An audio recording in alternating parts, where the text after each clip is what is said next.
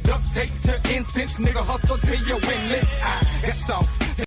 Still stirring from the songs on a mixtape. Not you right here, look this way. Focus so the picture clear, Betty. Hoping that I disappear, but I won't, cause I can't to the bank and the pot is clear. Thank God there's Shakur here. What you think? Don't care. Know that I'm there. Yeah, ranked as the top of there. My nigga, do you really wanna see me close? Fake ass rappers like CB4. No, you don't really wanna see Key though. That's the little nigga wanna see me coast. Right pad, cause I kick ass. Come there fast, be there in a little bit. Nuts got big, transform quick. Now I'm finna spit, then I'm back to a little bitch. Fuck with me, you got your lead. This rare breed, best of the best, east to the west, south to the rest. You can invest, just step to the leg. There's your heat, there's no thunder. I don't give a damn what you really. Yo. Yeah,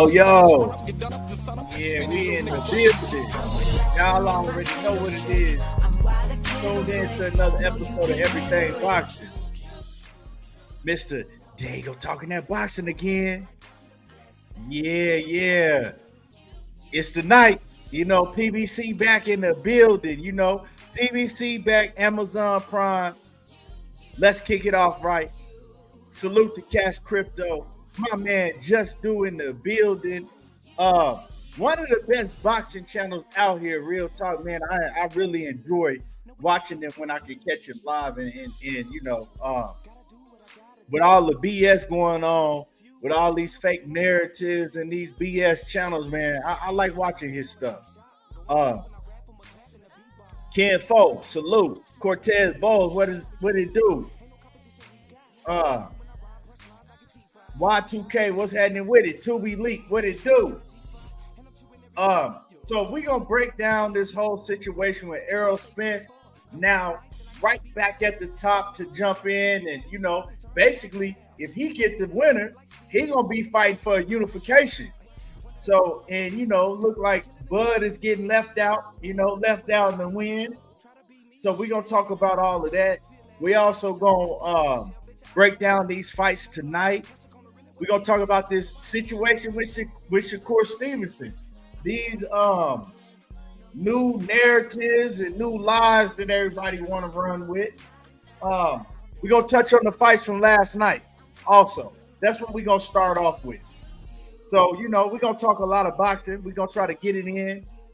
Not trying to be on here too long. I know everybody wanna, you know, get to their days and watch this PBC event that's about to pop off in a few hours. So, you know, make sure you come in, smash on the like button. Let me know you in the building. And let's kick it. Yeah. Let's ride out. Who else we got in the building? J7, what's happening with it? Mark Q, what it do? Cortez, he said, set a rematch with big stakes again, ESJ and Bud. Man, hey, you know what I'm talking about? That's what, you know what I'm saying? That's what it may come down to. But hey, we can't get ahead of ourselves. We got to let the thing play out, but we definitely going to talk about it. And I just want to talk about, you know, why is this happening this way? And is it right? Is it wrong? Or is it karma? So we're going to break it all down. Says Jason, what's happening with it?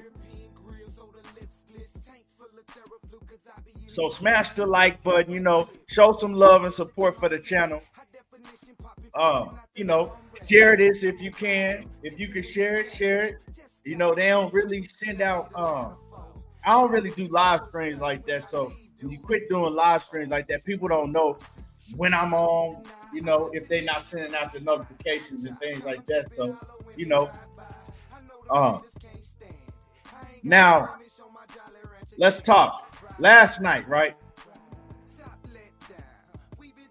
Hold on, let me get him up out of here.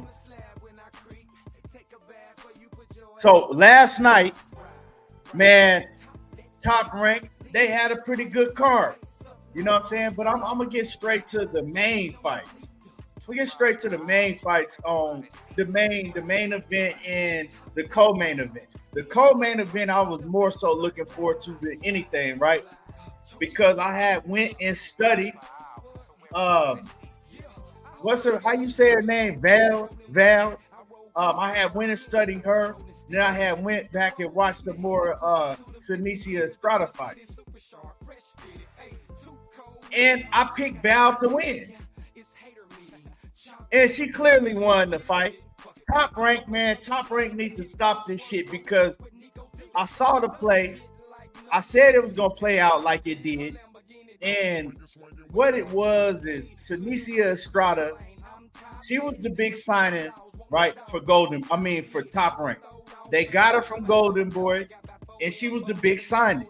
So she was the A side. She's the one that they trying to build up on Top Rank. And you could tell it as soon as the event started. You could tell it right off the bat.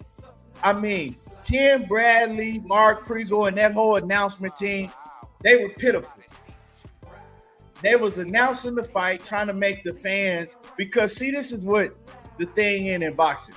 A lot of fans that watch boxing, they very casual fans, right? A lot of fans that watch boxing, you may watch an event and you might be doing things while you're watching the event, like cooking, or maybe you got, people over and you watching the fight, and you really not paying attention to what's going on. So a lot of fans, they rely on the commentary. They listen to the commentary, and by what the commentary is telling them, that's how they, see the fight playing out. And these networks understand that. That's why they have these commentators in place to call the fight and make you believe certain things is happening that's not. In Top Rank, this is one thing that Top Rank has mastered. It happens all the time in Top Rank when you got an A-side fighter going in against a B-side fighter, and they already have it preconceived who is supposed to win the fight. So last night I'm watching the fight, and I'll talk about this shit when it comes. I'll talk about this shit when it comes to Top Rank all the time. It seems like every time there's a Top Rank event, I'm on here doing the live stream, and I'm repeating myself, talking about this same shit that always goes down. So I'm watching Val and Estrada, and I'm seeing Val land a more effective punch. I'm seeing Val make Senicia Estrada miss and counter punch her. I'm seeing her land the harder, cleaner shot. But the whole time, when I'm listening to the commentary, they commentating the complete opposite of what I'm watching. So listening to Tim Bradley and Mark Kriegel and whatever the other guy name is with ESPN, early on, I knew what the play was. I said, oh yeah, I already see what's going on. Senicia Estrada is the A side, and they gonna make sure whatever they do, they gonna make sure that she wins the fight. And then, they put their unofficial scorecards up, and they got Estrada winning damn near every round. And at that point, I think it was like after round 6. After that point, I had Estrada only winning one round. I believe it was the second round. She was getting her ass beat. You know what I'm saying? She was getting beat clearly. And they need to cut this shit out in boxing. You know what I'm saying? They need to cut this shit out in boxing. In the end, I had Senicia Estrada winning 3 rounds out of the 10. So I had Val winning 7 rounds, and I had Estrada winning 3 rounds. And the fight wasn't that hard to score. And the funny thing about it is Val got cut with a headbutt in the first or second round, and still beat Senicia Estrada's ass. Estrada was the A side and ended up getting booed out the building because everybody know that she lost. It's just sad, man. It's sad that boxing can't give these fighters a fair shake. That woman went out there and she completed the upset, just like she was supposed to do. We all know that most of the time in women's boxing, it's not going to end up in the KO. So it wasn't like she was going to go out there and stop Anicia Estrada to take it out of the judge's hands. You know, neither one of them had the punching power to do that. Neither one of them had the knockouts on their resume where you thought it was going to end, you know, in a knockout. So the only thing that she could do is go out there and win the fight by outboxing, outlanding Anicia Estrada, and she did that. She did it clearly, but she still got robbed, and that shit always happens. But like I said, we know the setup.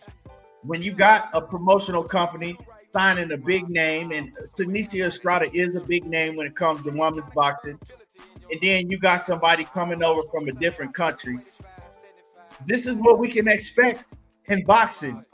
But it's just messed up that, you know, these fighters can't get a fair shake when they go out there and they do what they're supposed to do.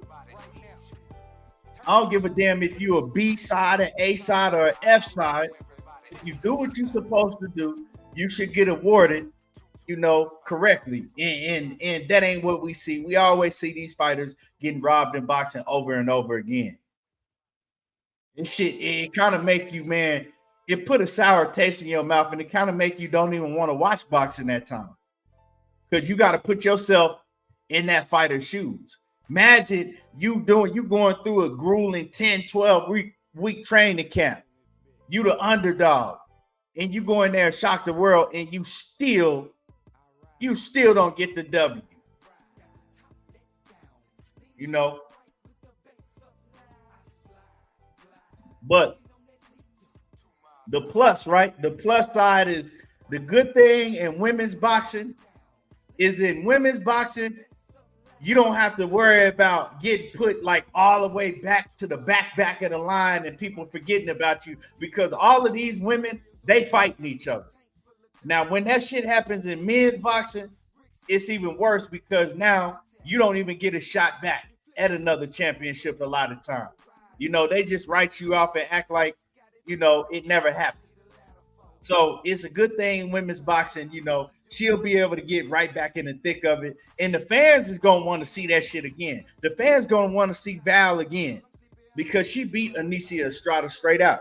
Omega Red, what's happening with it? Salute. Let's see who else in the building. Brian Branch, what it do? Cortez Bowl says Sheeples. Yep. Hey, you know, people don't know what they watching, man. It's just that most boxing fans ain't the same boxing fan that it was 10, 15, even 7, 8 years ago. The boxing fans has changed. So, you know, it's just different, man. A lot of people, they don't know what they watching. They just going off of commentary.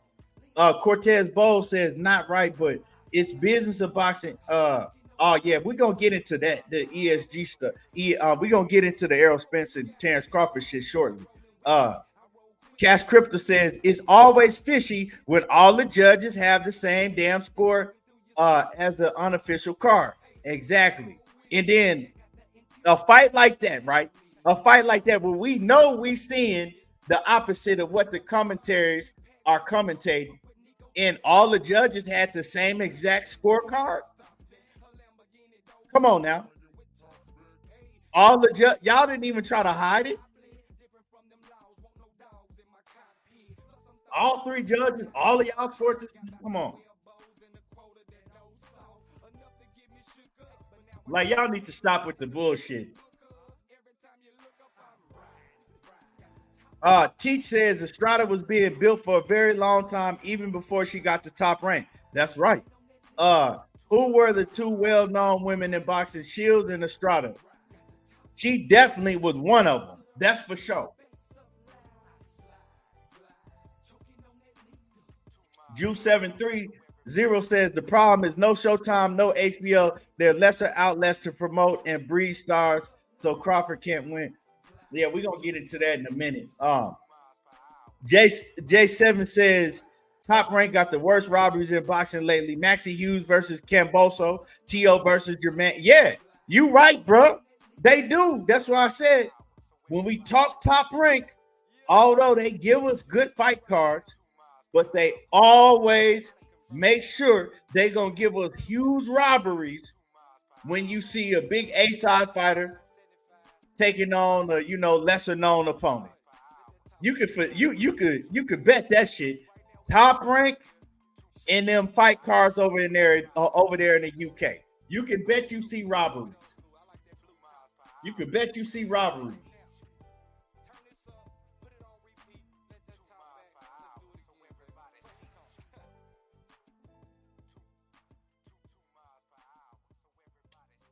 Yeah, so let me see. Mark Q says you can predict how Top Rank fights will go based on how they want the belts to line up. Shakur versus Loma is absolutely the play for the end. Shakur versus Loma is absolutely not the play. And I 1,000,000% disagree on that for sure. Shakur versus Loma is what Shakur wants.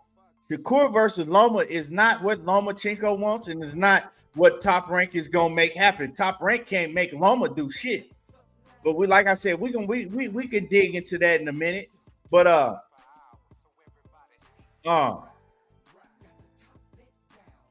Brian Francis says Top Rank is a lot of prospect building and fixed fights. Yeah. I mean, all of these promotional companies, they should all be building their prospects, right? But fixing fights, man, it's just wrong. And we see it all the time in boxing. It's crazy. They definitely gonna sell the fight to him, but are they gonna give the fight to him? It's a different story. And that's what Shakur, he needs to realize. Don't let them talk you into no BS. We see, man, you can't make these fighters do nothing they don't want to do.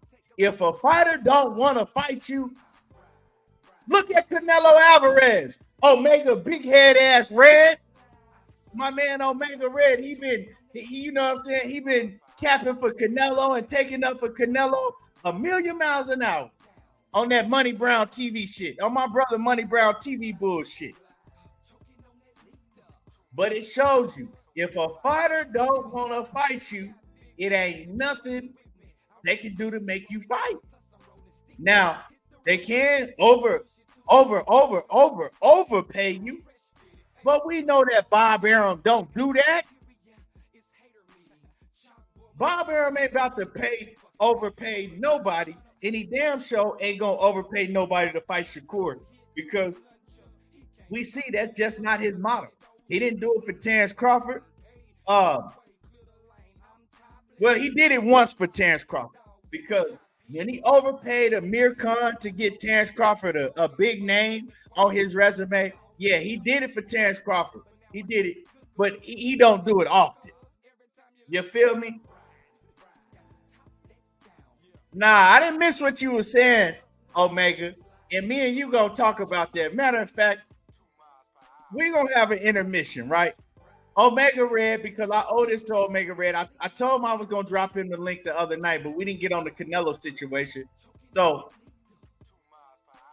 my fam, Omega Red, I'm gonna drop the link if you want to jump up here, and we're gonna discuss a discussion that me and him was having in one of my comment sections in my video.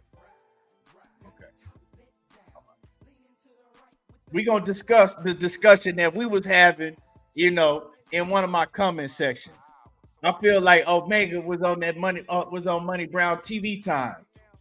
And salute to Money. But we all know Money be on that bullshit when it come to Canelo.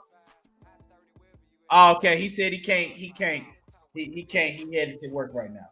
Now, since we talking about Canelo real quick, and then I'm gonna jump right back on track where we was going. We're talking about Canelo, Omega. I know you can't jump on here, but I'm gonna give you my stance on it, right? A lot of y'all going around saying that he's smart. Oh man, look how smart Canelo is. He putting his price out there. He doing this. I mean, he deserves. No, it ain't smart. What Canelo did is he was running his mouth and he just said some outrageous number that he felt when he said it. Ain't nobody gonna take that serious because I'm not taking it serious.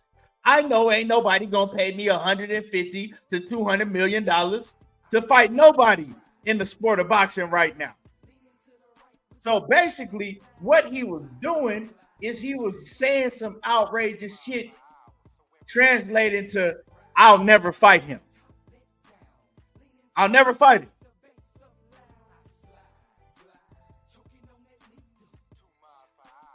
You know what I'm saying? That's all that was. But everybody, they is so in love with Canelo, and I ain't talking about you, Omega, but I'm saying the people that's running with these narratives, they so in love with Canelo, they want to take it and flip it into a positive thing. They want to take it and flip it into something good. Like Canelo ain't never ducking. He just threw his price out there and he's smart. That's no. You know what I'm saying? No. That ain't what he was doing.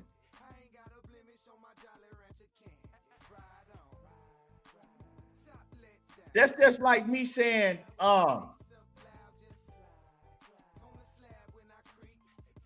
that's just like me saying, yeah, I'll send this picture off to you behind me. Give me $100,000 for it. I'll send it to you. Send me $100,000 first. All I'm saying is I'm not gonna send you the picture behind. You see what I'm saying? I'm saying some outrageous shit that I know that nobody's gonna do. You know what I'm saying? You could call it pricing yourself out, whatever you want to call it.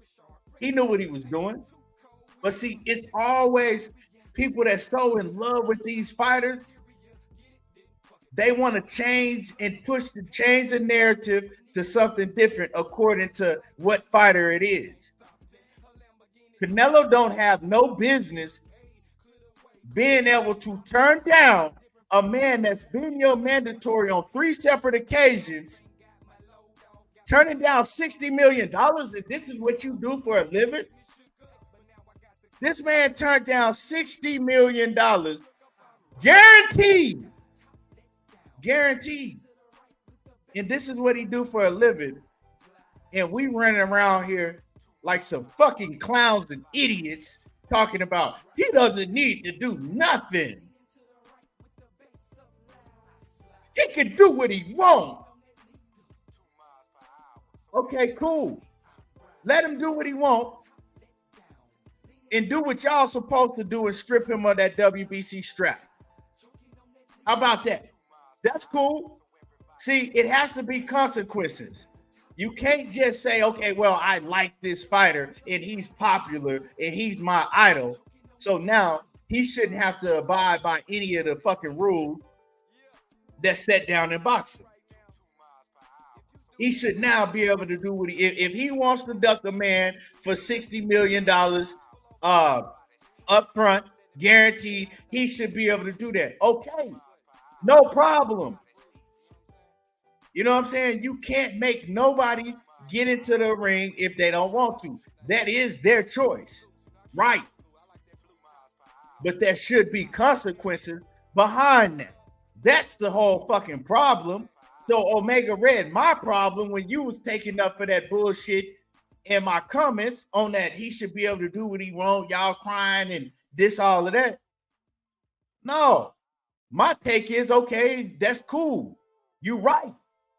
But they should strip him of their fucking titles. He shouldn't be walking around calling himself the best in the division, walking around with all them straps and not having to face no consequences. And a lot of people like, oh, well, Benavidez brings nothing to the table. How the fuck he don't bring nothing to the table if they offering the man $60 million to fight him? I guarantee you, they not paying Canelo nowhere near that to fight no fucking Jaime Munguia. Who has Jaime Munguia beat? What does Jaime Munguia bring to the table? Nothing, absolutely nothing. But we see this in boxing all the time. It's not just with Canelo. We see this with boxing But a lot of y'all favorite fighters all the time, y'all like to move the goalpost and start talking that. What does he bring to the table? Bullshit. When you know it's an opponent that's a real threat, and it's an opponent, in this case, that David Benavidez is probably going to be the favorite. If he signed that contract, David Benavidez would be the favorite to beat Canelo Alvarez. He knows that. He knows that he doesn't see the whole thing is that we could try to sugarcoat it. We could try to move the goalpost. We could try to cover it up with, coming with all type of different narratives for the shit that we want to. The bottom line is that he doesn't believe that he can beat he doesn't believe that he can beat David Benavidez. He doesn't believe he can beat David. So he's not going to fight him. Simple as that. Canelo is looking at the situation like, okay, my pride and my reputation in boxing means more to me than 60, 70, 80, 90 million dollars that I can make because I'm already filthy rich. And not only am I filthy rich, I live in Mexico. So compared to the money that I have in, USA standards in America, I'm a multi-billionaire in Mexico. Probably six times over. The money that I have, right, in Mexico, I'm a 6 times billionaire. So y'all can't entice me to look bad, take another L, get the shit beat out of me, lose my pride and my dignity in public again.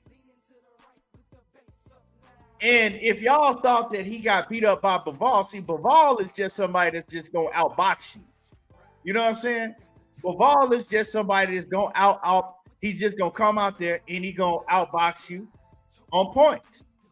David Benavidez is coming out there to destroy you. It ain't no I'm going to come out here and pity pat and pepper you up and, outbox you on points and go 12. No, I'm coming out here to knock your fucking head off and make an example out of you in front of the whole world. Canelo Alvarez knows that. Plain and simple. When have you ever heard Canelo cry about, oh man, he's going to come in 25 pounds heavier than me? Well, Benavidez called your bluff. He says, okay, well, if you're saying I'm going to come in 25 pounds heavier than you, we can have a rehydration clause. Crickets. Now, Canelo has the media so much in his favor. Now there has been a new narrative put out that Canelo, oh, no, wait. This is still a live fight. Canelo's still going to, for September, we're not going to close the door on Canelo and Benavidez for September. It's a still high possibility that he gonna fight. Except, no, he ain't. The man told you. Just like he told you he wasn't gonna fight Terrence Crawford. And people kept running with that narrative. Oh man, if Bud does this and such, man, him and Crawford gonna be a big, huge fight. The man told you he's not gonna fight Terrence Crawford. And he said the same thing about David Benavidez. This internet world is a motherfucker nowadays. A motherfucker can look at you dead in the camera and tell you no. Absolutely no, 1,000%. The next day you got a million fucking videos talking about, oh man, he'll still fight him.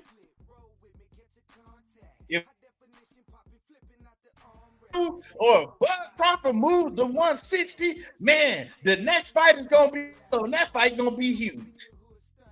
And I'm looking at all this shit like, what? He just said no, never. Now the same thing with Benavidez. The man told you 150, $200 million. Translation, no, never. But all the boxing media, the content creators, they still want you to believe that he didn't say that. that ain't what he meant. They gonna come up with the money. And once Turkey Ali Sheik said he ain't interested in the fight because, see, I made a mistake. I put out a video and I talked about how Turkey Ali Sheik and Benavidez called Canelo Alvarez's bluff.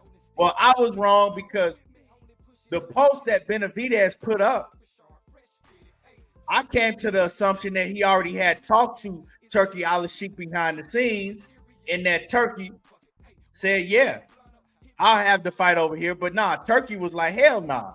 I'm not finna let this redhead bitch tell me what you know what I'm saying? Basically punk me.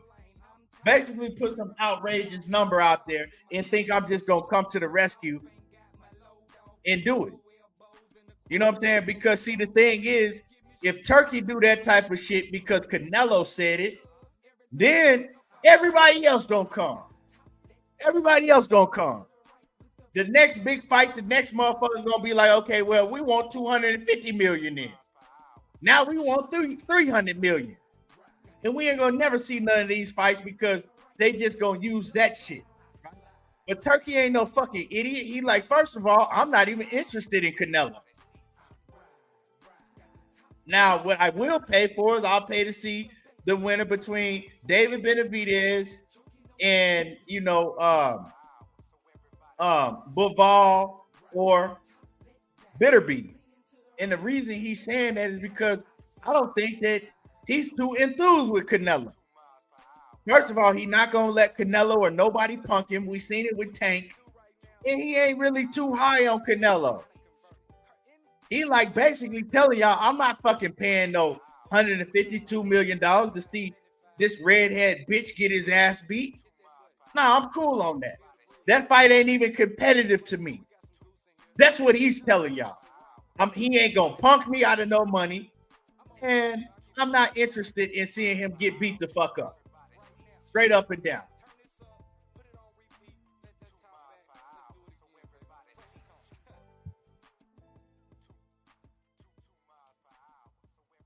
You know, and that's just what it is. Y'all can try to flip it, twist it, turn it, make a million videos about it, come up with a million new narratives.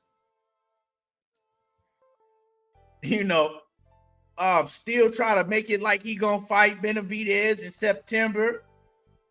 He's not. And we just gonna pretend like the news, the official news didn't come out that Canelo was behind the scenes basically begging to fight Jamal Charlo. He's behind the scenes begging to fight Jamal Charlo. I don't even need to say no more on that, right? They like, nah, we not finna let you do no shit like that.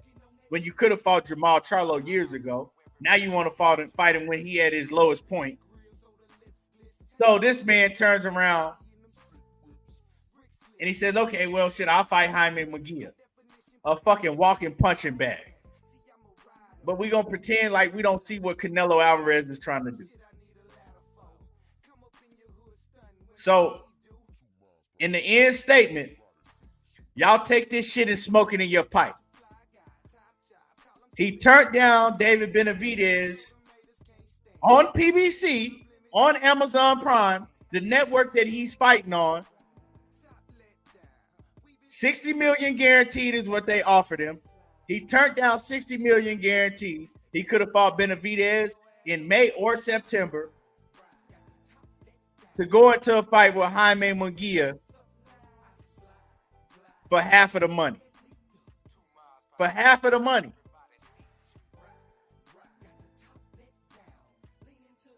Now, does it take rocket scientists to figure out what he's doing? Does it fucking take rocket scientists for y'all to figure out what he's doing? And when I say y'all, I'm not speaking about everybody. The ones that I'm speaking to in the masses, y'all know who I'm speaking to. Does it take a rocket scientist to figure out what he's doing? He's ducking the smoke to fight much easier competition. Plain and simple. Miss me with the bullshit. And then I seen Omega Red coming. earlier. He said, "No, I wasn't. I was saying how y'all gonna tell a man who made millions of dollars what he needs to do for his career. That's not realistic, player." Yeah, and I agree with you. We can't tell him or make him do anything.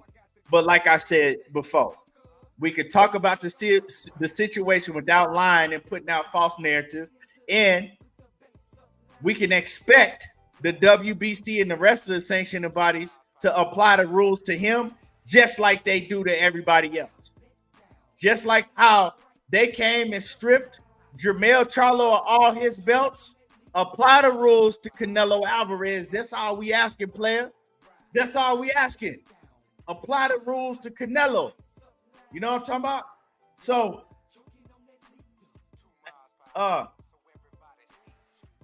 Adrian says, real Mexican fight fans see through Canelo duck tactics, me included. And salute to you, man. But see, I'm not Mexican, right?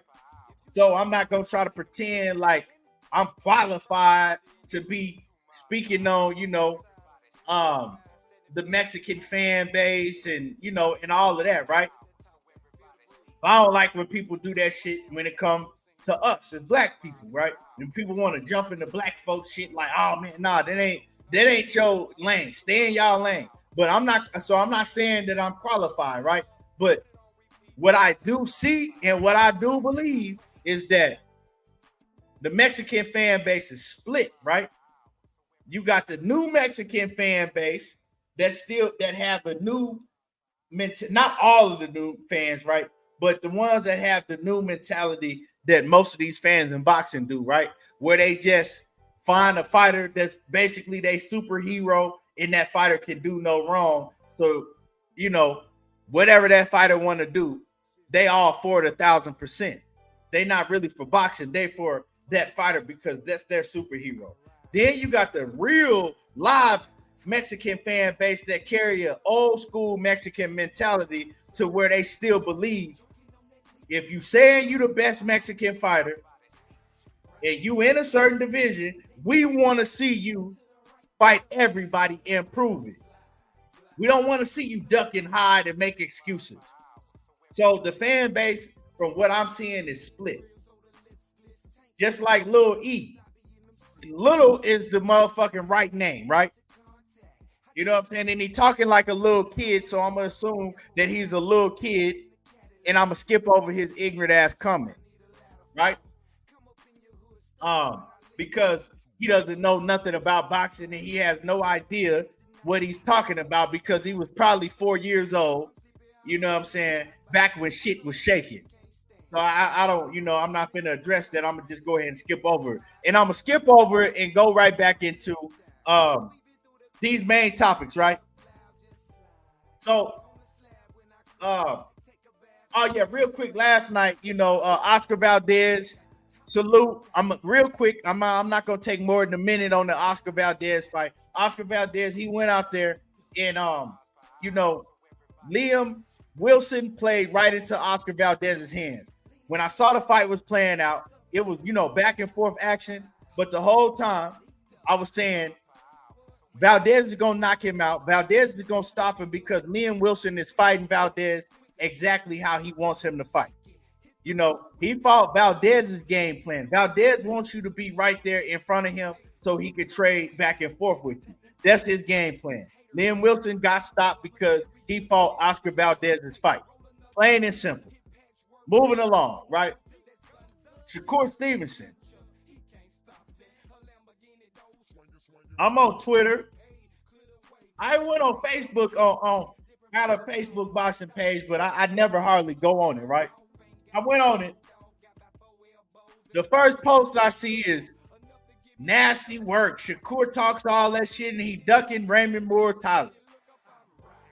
Like, what the fuck? I go on X, Twitter, X. It's even hard calling it X because what the fuck is an X? Like, you know what I'm saying? We ain't talking about Malcolm X. Why did you name Twitter X? But anyway, I go on Twitter or X, whatever y'all want to call it. First thing I see, Shakur Stevenson ducking Raymond Moore Tyler. Soon as Raymond Moore Tyler and them responded, Shakur chooses to pick a fight with Artra, right? Shakur runs off and he picks a fight with Artra and ducks Moore Tyler. And so I go do my research because I'm like, I don't know where this shit is coming from. Like, where do y'all come up with new narratives about Shakur Stevenson constantly? So I'm like, where the fuck is this coming from? So I go on Twitter and I see Shakur getting frustrated again. He kind of like, man, he finds out that Williams Zepeda ain't gonna fight him next. Oscar De La Hoya then told him that, nah, we not fighting you next. Just like I told everybody what's going to happen. Go back and look at my post when Oscar and William Zepeda was first calling out Shakur, and I said it was fake. They was doing that shit. They wasn't definitely not going to even try to fight Shakur next. Oscar let that be known. We ain't fighting them next. So Shakur, it saying like that all his he was hyped about that Zepeda fight. For what, I don't know. You know what I'm saying? He need to start listening to what the fuck I be telling him. You know what I'm saying? He actually thought that they was going to let him fight Zepeda. I don't know why. But anyway, so he was pissed off about that shit. And he was like, man, fuck. All these motherfuckers ducking. Like, don't nobody want to fight.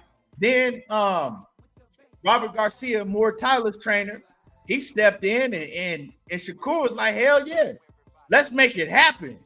Like, yeah, that's what's up. If nobody else want to fight me, I want to fight Moore Tyler. Let's get it popping.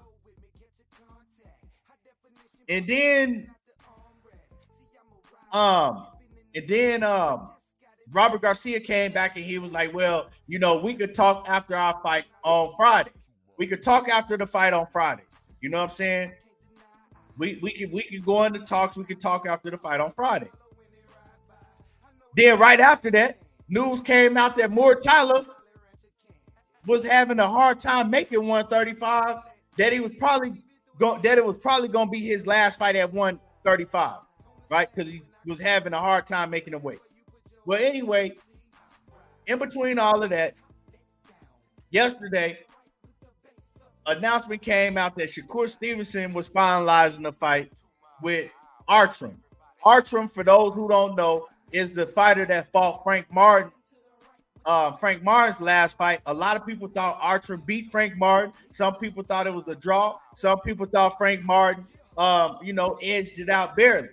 But it was a very close fight, right? So that's who they announced that Shakur is finalizing a deal with. Now everybody goes and run and say that Shakur Stevenson ducked Raymond Moore Tyler to run off and fight Artram. Well, this is the thing, right? Because it amazes me how these same people that always find themselves in comments on Facebook posts, in Facebook groups, a lot of these motherfuckers run Facebook groups and run boxing groups. They live on Twitter. They live on YouTube. They're watching boxing content every day. But every time it's a fighter that they don't like, it's either they get amnesia and forget how boxing works, or they're watching all of this shit and still don't know shit about boxing. Even the business of boxing. For one, Shakur Stevenson ain't ran off and fucking picked no fucking body. You think Shakur just fucking woke up out his bed and was like, oh, you know what? I want to fight Artram. That's a big fight. And meanwhile, I want to duck Raymond Moore Tyler. So I'm going to tell Top Rank that I want to fight Artram and I don't want to fight Moore Tyler. Are you motherfuckers retarded? Like, what are you on all these boxing platforms every day for if you still ain't learned shit? Or you just get a kickoff running around typing retarded shit under comments on social media all day. Like, let's have a real conversation. For real. First of all, Top Rank pick that fight for Shakur. Second of all, when I talked about this whole situation before, when the Moore Tyler name came up, right? When the Moore Tyler name first came up, I kept telling people, because you got your platforms that's running with this, oh man, if Shakur don't fight Moore Tyler, he's a duck. We know who these people are. You know what I'm saying? Some of y'all favorite boxing channels run with these fucking narratives, right? First of all, let me explain to some of you idiots that act like you know how boxing works, but don't. First of all, Shakur Stevenson, right? He's in his last fight with Top Rank. Moore Tyler is an up-and-coming fighter that never won a championship belt, right? He's still on that, just got into the contender status.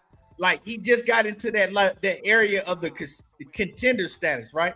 So Top Rank is still trying to build Raymond Moore Tyler, right? The promoter, Top Rank, Bob Arum, the matchmakers, they're still trying to build Raymond Moore Tyler. They still trying to see how good Raymond Moore Tyler is, right? They still putting him in with competition, so they could test out how good he is. They don't want to put him in with too stiff of competition because they don't want to take it. They don't want him to take an L. Meanwhile, while they're trying to build him, right? They're high on Raymond Moore Tyler. That's a fighter that's on Top Rank that they're high on.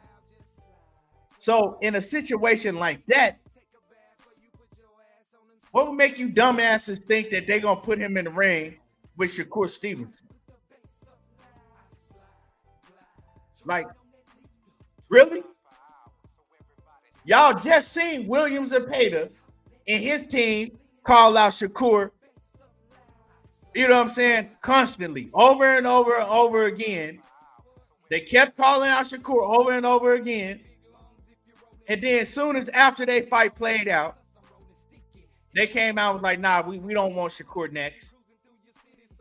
Raymond Moore Tyler and his team call out Shakur in the build-up, in the lead-up to their fight.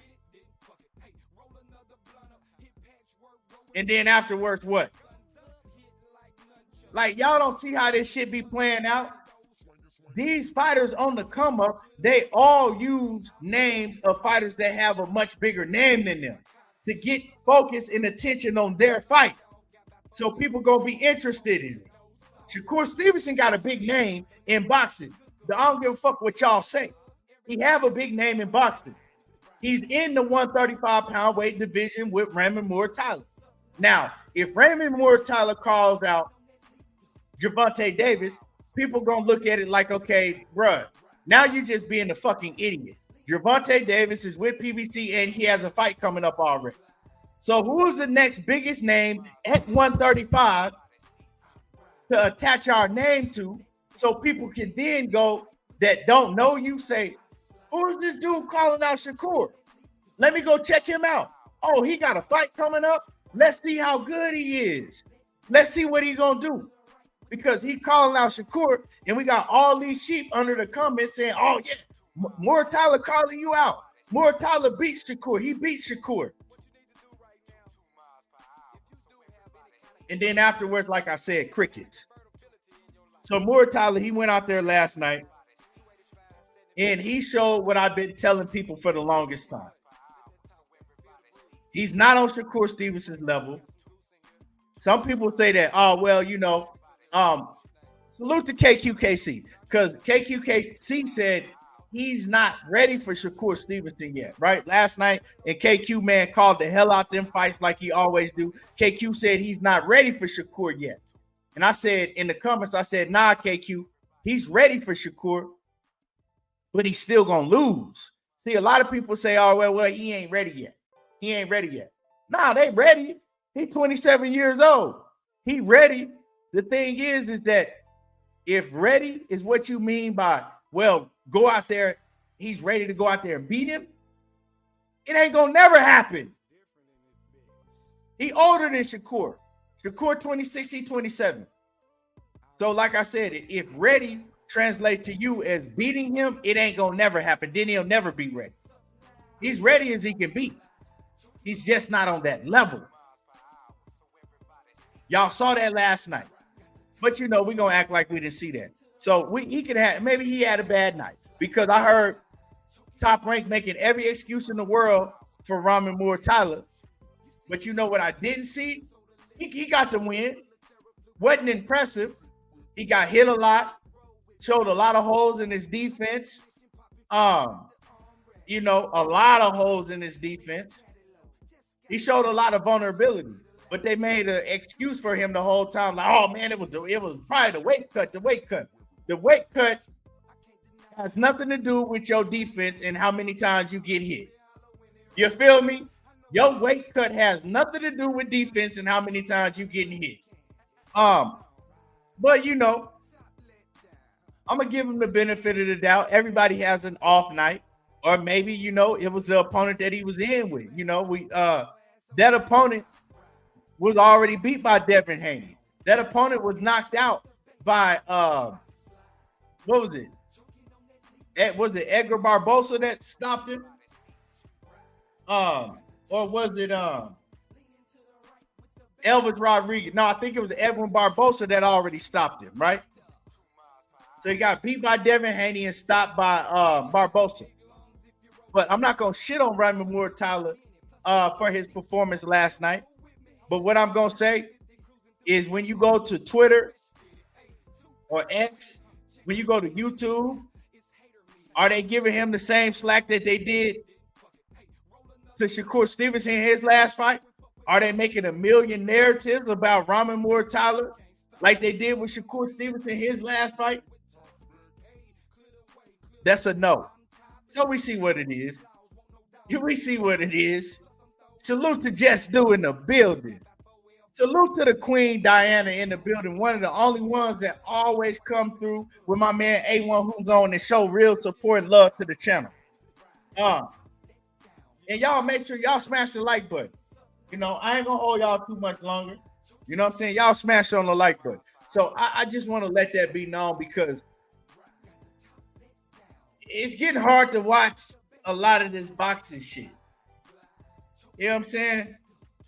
It's getting hard to watch a lot of this boxing shit, man. And I don't know. It's like, I remember when I started on here, like, I could actually get on here and talk fights and break down fights and talk boxing with the community. It was a lot of community the boxing community with people that really, really knew boxing. Now it seems like it's just fucking a bunch of fucking trolls that just run around, make fake narratives, say dumb ass shit 24/7.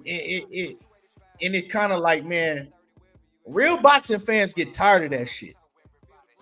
Just keep it a buck. Like, it's like, man, this internet world is crazy.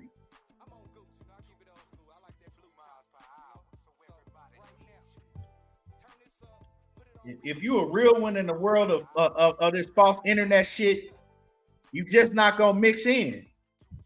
But moving along. Let's get into the Errol Spence and Terrence Crawford situation, because I know y'all want to talk about that, right? Before I get up out of here. So the situation with Errol Spence and Terrence Crawford, right? I spoke on it briefly, but I'm gonna get more in depth on it, because a lot of people feel like, well, this is effed up. A lot of people feel like it's Bruce Gas, OG in the building. What's happening with it? A lot of people feel like that Bud Crawford is being done wrong, because Errol Spence lost the fight against Bud, and now Errol Spence is most likely the one that's going to be able to get the winner between Sebastian Fundora and Tim Tszyu. That's going down tonight, right? So a lot of people looking at that. A lot of people in boxing. Of course, we know all the Terrence Crawford's fans, they crying about the shit, right? Even, some of Errol Spence's fans is saying, like, nah, that ain't fair. That ain't fair. A lot of people feel it's not fair that, EJ is about to get this opportunity, and Bud got to be the one on the outside looking in. And I spoke on it, right? and I spoke on this situation from a few different standpoints, right? Now, the main standpoint when it comes to Errol Spence is, are you smart jumping right back into the fire like that when you're going to have to come in off a year and a half plus layoff when you do get in the ring with Tim Tszyu or Sebastian Fundora? Is that smart to do? You know what I'm saying? And me, I would say no. Nah, it ain't smart for him to do that shit. You know what I'm saying? It's not going to be a smart move for him. You know, now, could he win? Yeah, for sure. But I'm just saying, you know, if you would sit back and just look at everything playing out, is it smart for him to do as far as a health-wise? Nah, because I if you ask me, I would want to see him be in the fight that's more of a tune-up type of fight, so he get his confidence back, so he can see how he looked after going through what he went through, right? And another thing is, when you should know, because he always talks about his timing was off, and these certain things that's off because he's always having these long ass layoffs, right? All these long ass layoffs. You feel what I'm saying? So are you giving yourself the best ability, the best chance to go out there and beat a Tim Tszyu or Sebastian Fundora with another year and a half plus layoff? Nah, you're not at your best when you continue to have all these fucking long ass layoffs. Now, could you just be that good, or could the style of matchup play into your hands to where you can still get the win? Yes, that's definitely a possibility. But I would say go out there, you know, fight somebody that's on an even playing field with you. Fight somebody else that has a name that's also had long ass layoffs. Test the waters and then jump into the action, because PBC is going to take care of Errol Spence no matter what, because he put on for them for years. And Al Hammond ain't going to turn his back on Errol Spence, because Errol Spence has done everything that he said he was going to do. You know what I'm saying? From the jump. So they're going to be loyal to Errol Spence. You feel me? He got a tight relationship like that with Al Hammond. So that's one take on it. Another take, meanwhile, while that's happening, does Terrence Crawford deserve the fight between Tim Tszyu and Sebastian Fundora, the winner? Yeah, he deserved it, because he beat Errol Spence, and, you know, it wasn't his choice not to go through with the rematch. That was more so on Errol Spence that they didn't go through with the rematch. Whether it was because Errol Spence was injured, whether it's because Errol Spence, you know, had to fall out with Derrick James, whatever it may have been, that wasn't Terrence Crawford's fault. That was on Errol Spence. So you can look at it at that standpoint, right? So does he deserve it? Yes. When you look at it from those standpoints. But then it's a whole nother element to this shit. Now stay with me here. Listen to what I'm saying. It's a whole nother element, because it's something called karma. Yeah, y'all ever heard of it?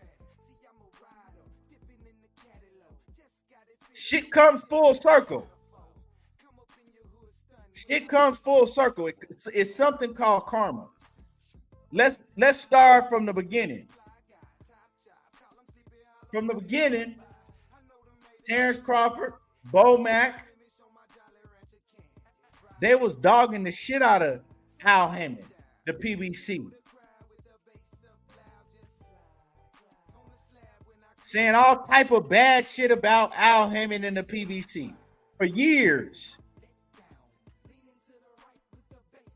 I told y'all years ago. Some of y'all will remember this. Some of y'all won't remember. But I told y'all years ago.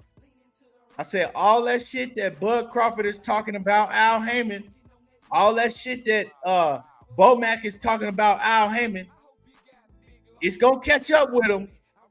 It's going to come full circle, right? So bam, they put the fight together. We know what happened in the fight with EJ and Bud Crawford. Bud Crawford still had a chance this time with the PBC. Bud Crawford even went on platforms and said, you know, PBC treated me well. I was wrong about him. And, you know, getting upfront money compared to back end money, I was wrong about all that shit. Admitted he was wrong. But in the meanwhile, he ran around and told everybody, I'm not with PBC. I'm a free agent. I ain't with nobody. You don't think PBC tried to have talks with Bud Crawford and get him to sign with them? You don't think that they said, okay, we're going to let bygones be bygones and we'll welcome you with open arms? I know they did, because at one point, if you go back into, you know, you can go look it up, it's public records. You heard Steven Espinoza talking about all the great fights that they had on PBC for Bud Crawford. They said, we would love for him to fight Jaron Ennis. That's a big fight. Him and Jermell Charlo, that's a big fight.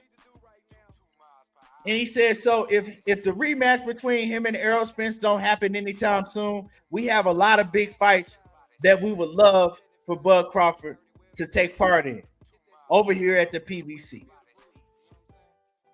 Bud Crawford, you seen him at, you know, a celebrity basketball game with my man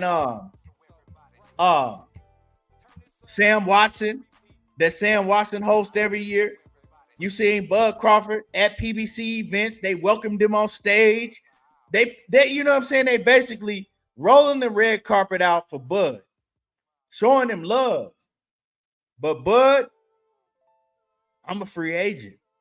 Nah, I ain't with no PBC. I'm still a free agent. I'm a free agent. Refused to sign with the PBC. Still refused to sign any multi-fight deal with him. So when business comes around and all of the fighters that you telling fans that you want to fight are over here with the PBC,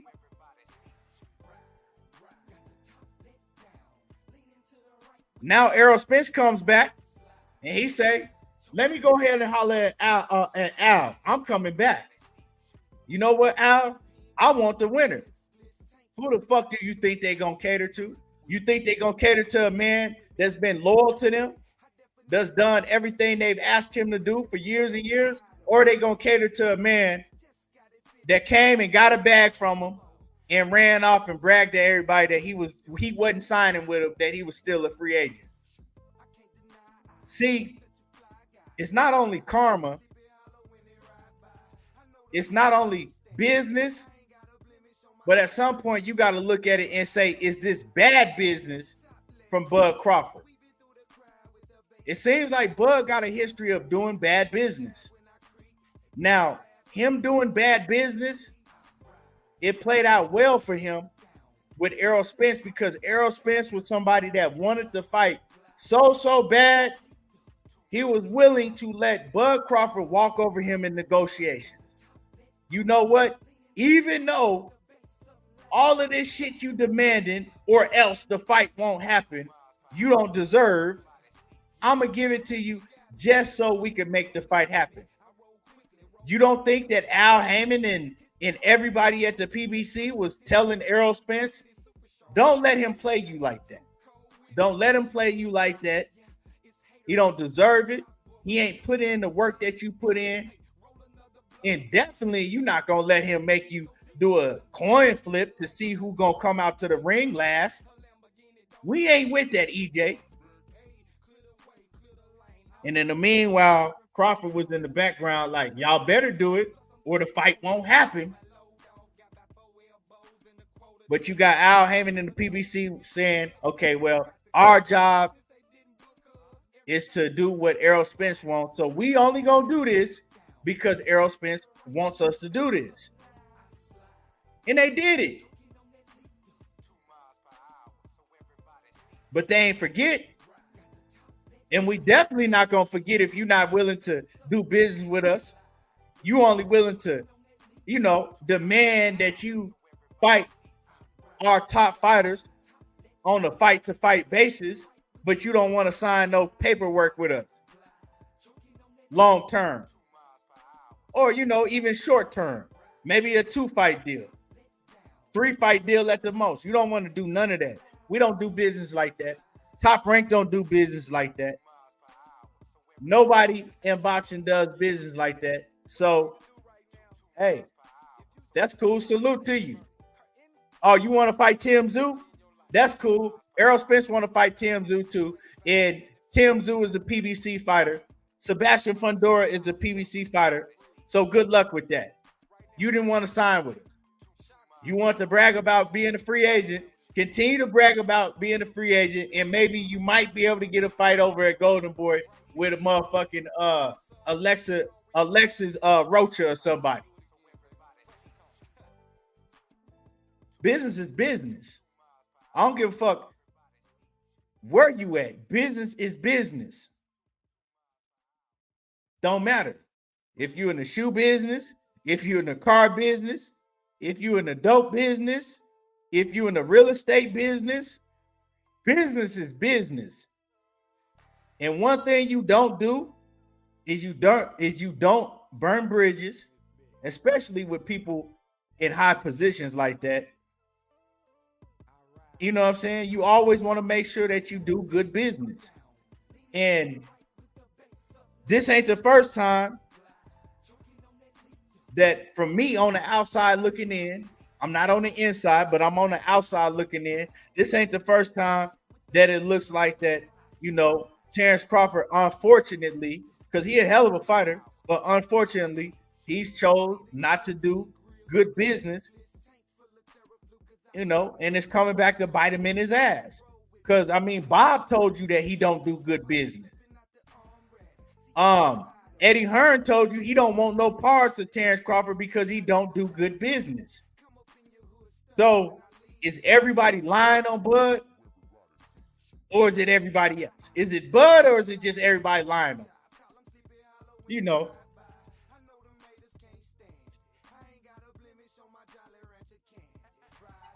Jermaine Wood says Shakur might fall in that trap if he leaves Top Rank and listens to Crawford.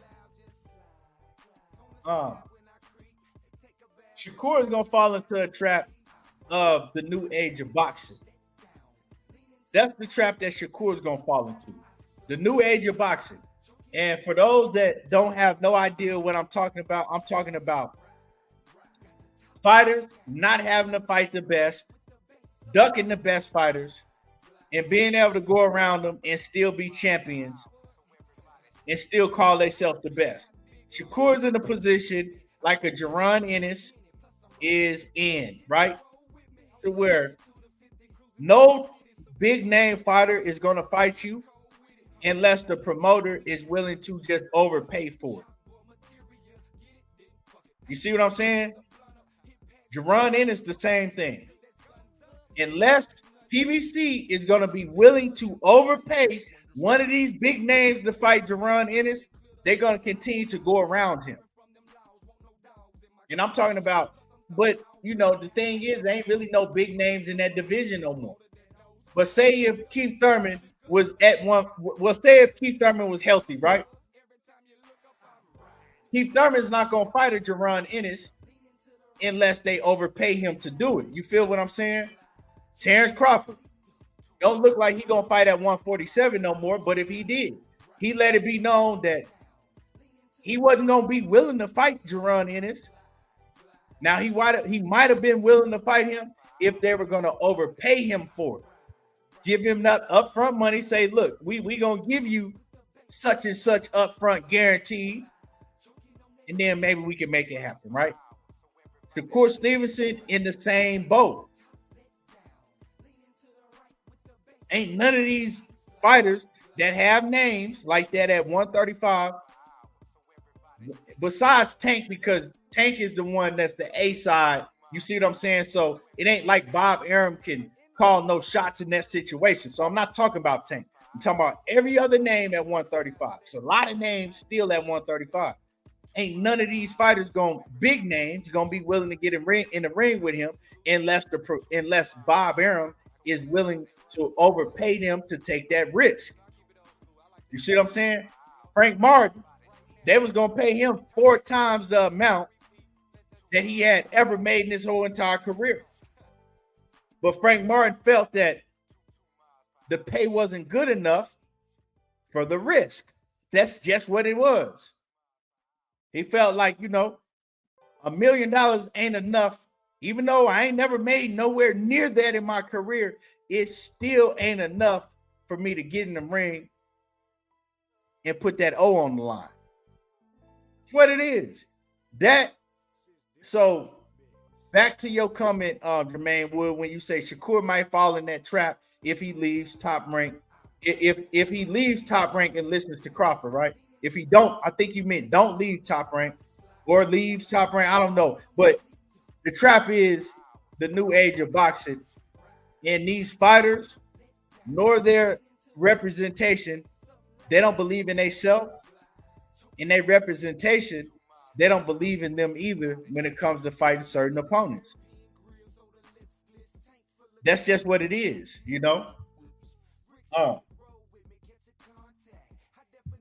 And Shakur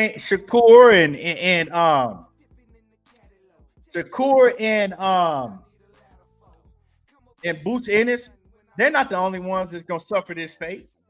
You're gonna see this more and more in boxing, and this is what is gonna hurt the sport of boxing more and more. Yeah, we like when I'm looking at the sport of boxing as a whole, it's gonna get worse. Oh yeah, well, it's gonna get a lot worse. Boxing is gonna fall because eventually all this bullshit that's going on, it gotta stop somewhere. And real fans are gonna fade out. Real fans, they eventually gonna get sick of this shit and they're gonna fade out. Trust me when I say this. We get fights, but boxing is not on the up. It's not on the up.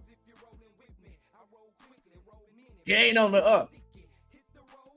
Because no matter what, when that fake shit, fades out, when the real is standing, at the end of the day, the real still wants to see the best fighters. They want to see their best fighters in the sport fight the best fighters.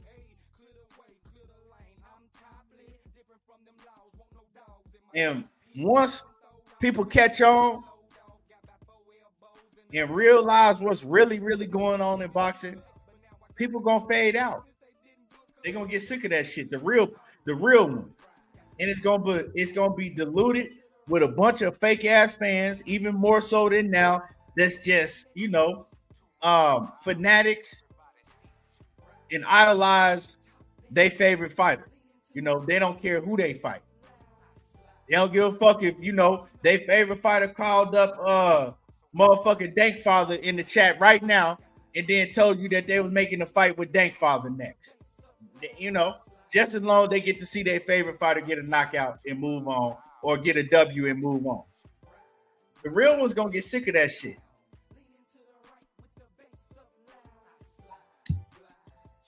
It ain't enough casual fans in boxing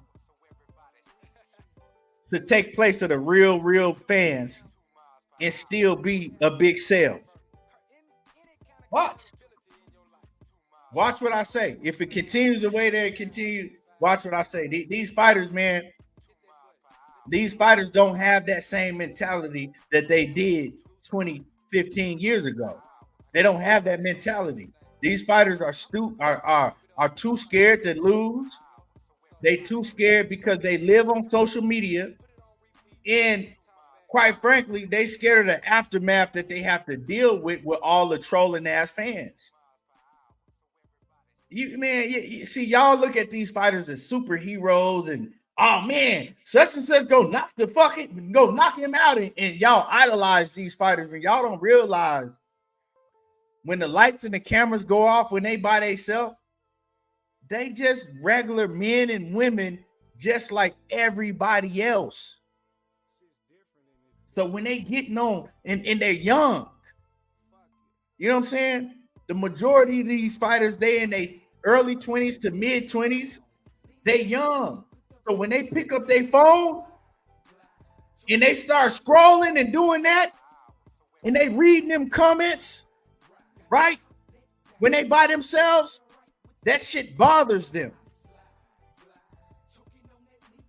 They don't fucking teach you don't go to school. They don't teach these kids how to deal, because to me, they still kids. They still young men. They don't, but when they're kids, they still young men. They ain't kids. I'm gonna call them young men, right? But when they go into school, they don't teach these young men, these fighters, right? When they in school, they don't teach them how to deal with this bullshit that they gotta read. They don't teach them that. That shit comes with age and wisdom. How to just shake that shit off and don't worry about it. That's why you see Shakur go out there and tell y'all, man, fuck this shit, I'm retiring. Because he reading that shit. He reading the comments. But see, what they don't understand is these people that's in the comments, that's talking shit, that wake up, wipe the coal out their eyes, the first thing they do is pick up their phone and start typing negative shit under somebody that's done and accomplished way more than they'll ever accomplish in their whole entire life. 5 times over. That person that jumps up and the first thing, they talking shit. Right? They don't understand that person is miserable in real life. That person ain't shit in real life. That's why they own your Twitter feed and your YouTube comments and whatever it may be. And all they doing is talking shit. You know what I'm saying? They don't understand that. They understand it, but it still affects them. So a lot of these fighters, they don't want to have to deal with that. They're afraid of what comes with losing. You know what I'm saying? They're afraid of what comes with losing, man. Having to face society. Having to face all of the criticism. Well, all you got to do, as soon as you pick up your phone, bam, bam, bam, bam, bam, bam, you got notifications coming in, but people just talking shit. You go to YouTube, go to Twitter, any social media, there you go. They got to deal with that. They live on their phones. They don't know how to just delete everything and ignore this shit because they grew up in that social media era. That's all they know. You see what I'm saying? That's just like a kid in my era not having a bike. You know what I'm saying? That's the era we grew up in. We was outside riding bikes. You know what I'm saying? Throwing footballs, you take that away from us. That's all we know. These kids now,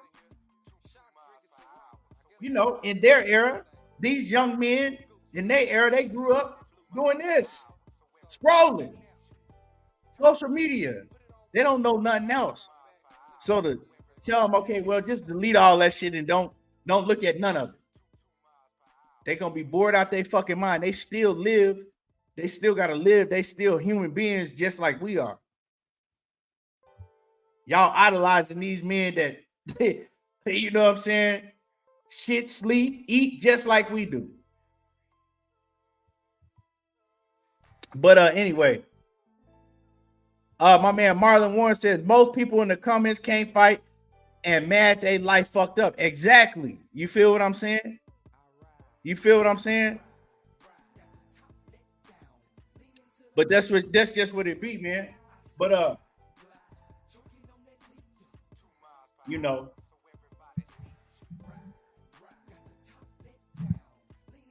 that's what it be, man.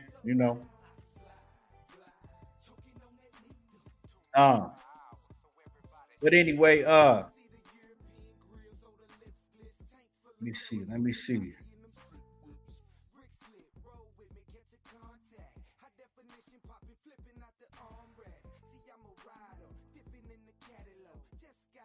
But anyway, yeah. That's just the real, you know. That's just the real. One thing I'm gonna give y'all is the real. A lot of people gonna understand it. A lot of people can't understand it, but it's the real. It's real life facts. That's why I don't never get up under these fighters' comments and get to talking shit to them for what? What am I gonna get out of that? I don't ever get up under nobody comments and get to talking shit like for what, man? Oh yeah, like it don't. What does that do for me? But man, tonight, right?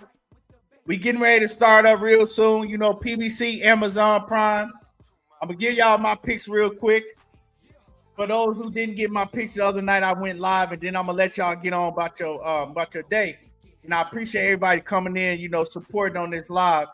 Smash the like button if you ain't smashed the like button. You know, do that for me before I get y'all up out of here. Man, I got Tim Tszyu over Sebastian Fundora. I don't know if he's gonna knock him out. I think it's a high possibility that Tim Tszyu knocks out Sebastian Fundora, but I'm not gonna pick. You know, I'm just gonna say that he wins. He gets the W. And I got Rolando Romero getting knocked out cold. I got Rolly getting knocked out. Quote me on that. And I was watching the face-off yesterday, man, and I know how to read people. I know how to read energy, man. I'm real good with reading energy. And Rolly looks scared. Pitbull Cruz, he didn't have an ounce of fear in him. Pitbull Cruz looked like he was coming in to wreck shit, and he was about all business. Now, Rolly looked like he was in great shape. Pitbull Cruz looked like he was in great shape. I ain't never seen Pitbull look in that good a shape that he did. And Rolly looked chiseled. He looked like he was in great shape, but Rolly was scared. Like Rolly was trying to, you know, when a motherfucker's scared and they try to laugh it off to try to get you to laugh with them because they got that nervous energy. And Rolly was saying some shit, and Pitbull was just staring at him with that face like, I'm gonna fuck you up. Ain't nothing funny. It's go time. All the funny shit, all the build-up is out the window. I'm about to fuck you up. And Rolly was talking, and Pitbull was just giving him that stale face. Like, I don't even hear nothing you saying. And then Rolly got to start trying to laugh and trying to make a joke. And when Rolly seen that Pitbull wasn't going for it, I could see like the nervousness in his body, the energy. I just seen the energy. He was scared. It was kind of like that. Damn, what have I got myself into? And I'm gonna let y'all know right now. Watch when the fight play out. You gonna see from round one that Rolly is scared. You're gonna see from round one that Rolly is afraid. You're gonna see it in how he fight. He's gonna be fighting off that back foot. I'm telling you. And we know that Rolly, he a fighter that like to come forward and wreck shit. He's afraid. I can see it in him. He tried to play it off by, you know, making everybody think that he wasn't worried about nothing and everything is a joke. I see through that shit. Diana, the queen, always show love and support. I really appreciate you, Diana, because, you know, you don't have to do that, and you always come through and, you know, support. You always come through and show real love and support, and I really appreciate you, Diana.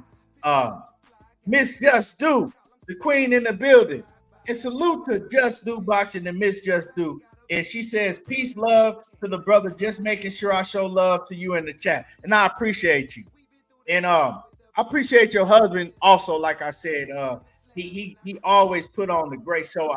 He one of the rare ones I really enjoy listening to whenever I could catch him. And it's crazy, man, because I told Just Do yesterday, man, I went in there and I'm watching this show and I look up and YouTube didn't unsubscribe me from his channel.